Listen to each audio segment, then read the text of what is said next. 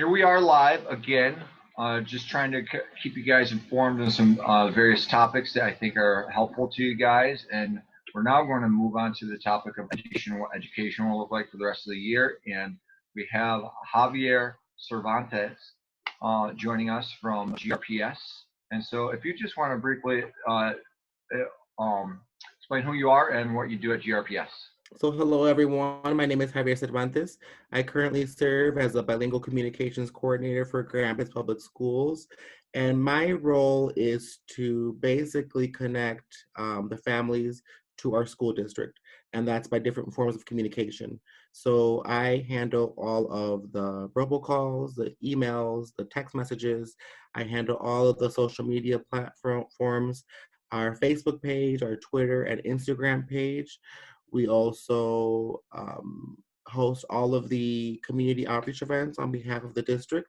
So if you see me out and about, yep, that's me. Come and say hi, come stop by at our table.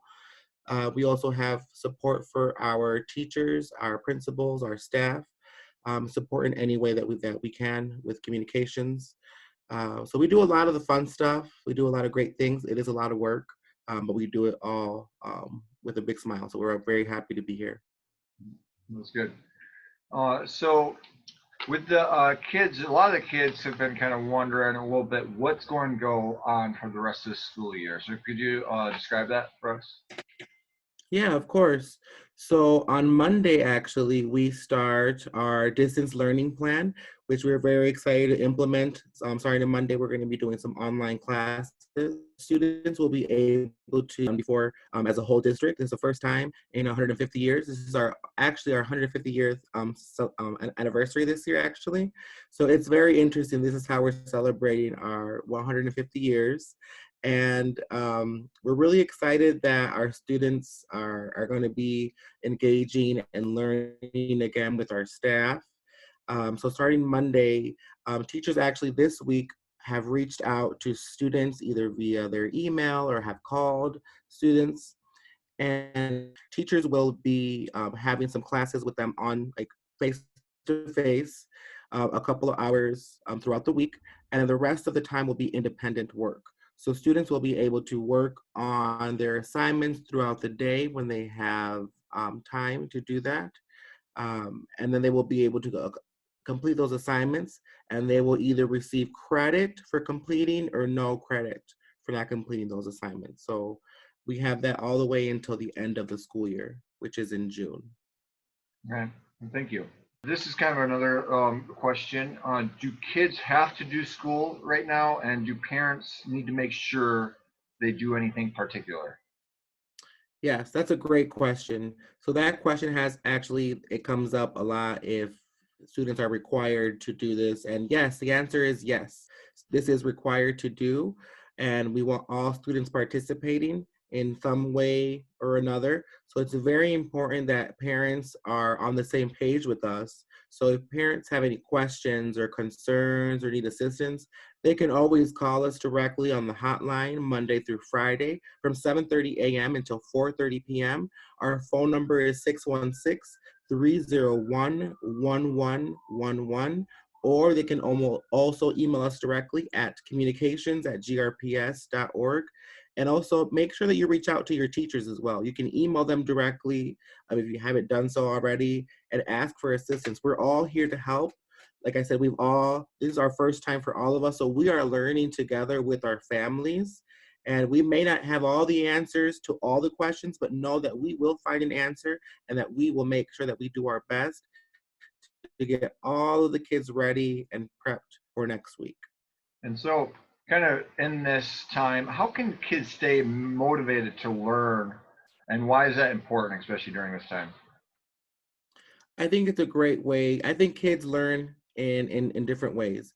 Kids, even though that they are at home right now, they're not really fully on with their classrooms. There's still so many ways they can learn by reading books, reading them out loud, and writing about them. What did they learn? Even drawing pictures and creating their own stories. These are different ways students can engage. There's so many different art projects they can do. They can do scavenger hunts outside in their own backyard. And there's just so many activities that kids can do to stay engaged and stay focused.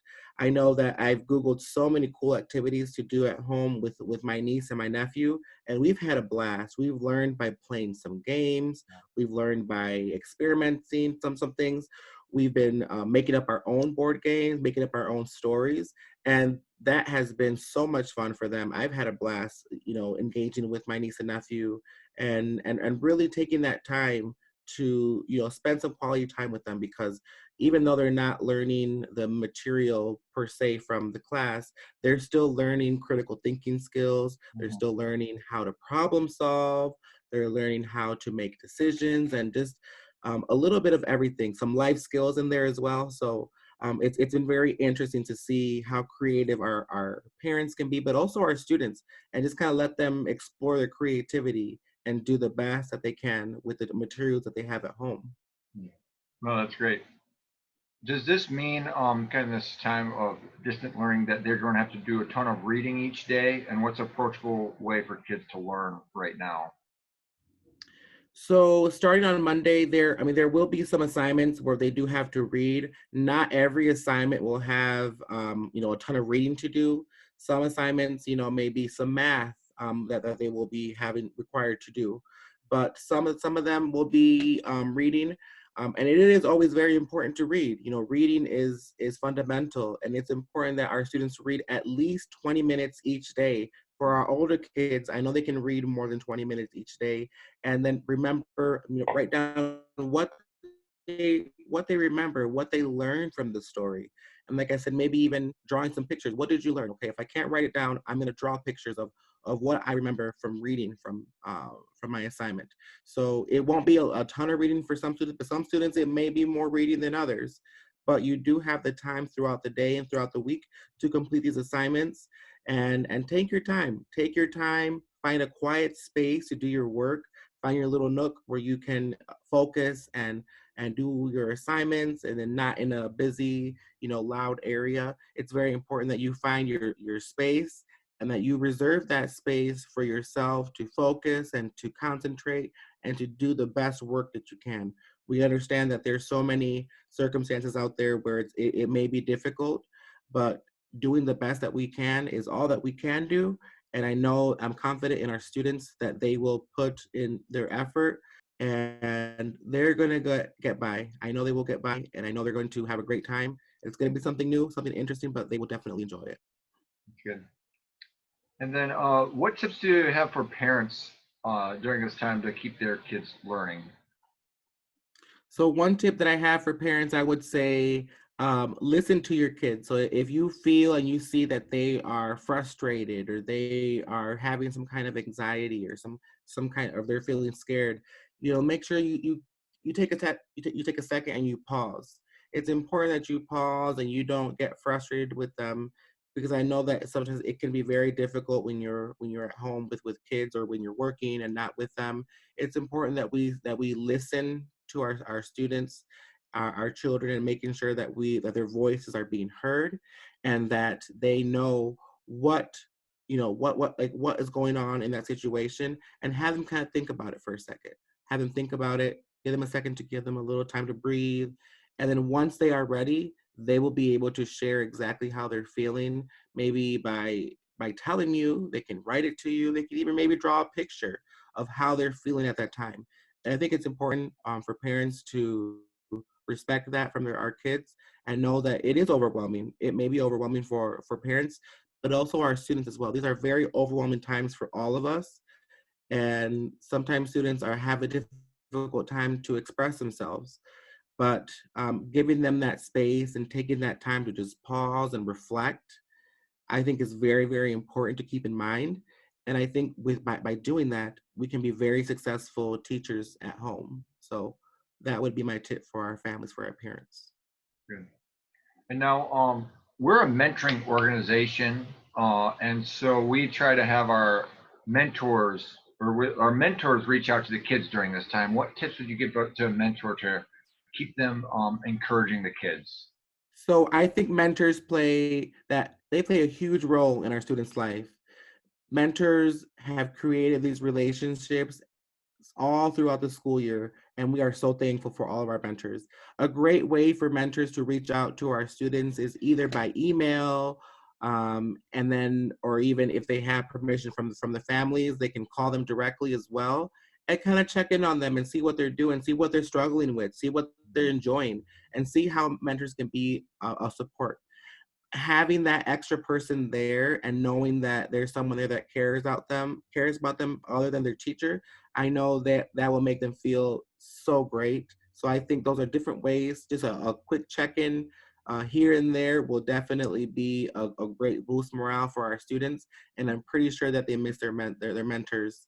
And I know mentors miss their mentees. So I think it's a great way for them to connect and kind of, least start off from where where they left off at, and I know that they will enjoy those moments and during all these uncertain times. And final thing, what are some resources you would recommend for like education or and educating kids? Like, is there any like websites or any different kind of? Oh, resources that we would recommend for our district. We have actually created a online resources page, and that can be located on our website at grps.org. And there is a tab on the right-hand side of the website, and it says online resources. And on that website, we've created resources for all of our students, all the way from pre-K to 12th grade.